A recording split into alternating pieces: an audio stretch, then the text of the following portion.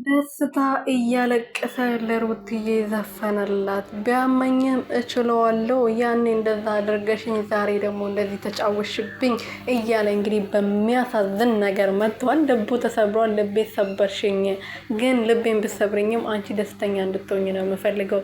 የሚወዱትና የሚያፈቅሩ ሰው የእሱም ደስታ ስታዩት ራሱ ደስተኛ ትሆናላችሁ እያለ እንግዲህ መጥተዋል። እውነቱ ነው። በነገራችን ላይ እውነተኛ ፍቅር ከሆነ ቢሆን ራሱ ያሳዝናል።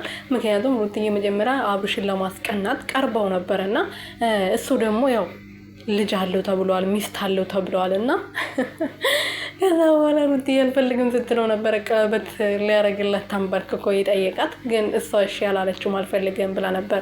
አበባ ወርውራለት የሄደችው ከአብርሽ ውጪ ወደ ውጪ ብላ ነበርና ደስታ ልቤ ተሰብሯል እባካችሁ እርዱኝ እያለ እንግዲህ እያለቀሰ እያነባ መጥቷል። ሩትዬ ደግሞ ሶሪ በጣም ይቅርታ ብለዋለች። እንግዲህ በጣም ያሳዝናል። የምሬን ነው።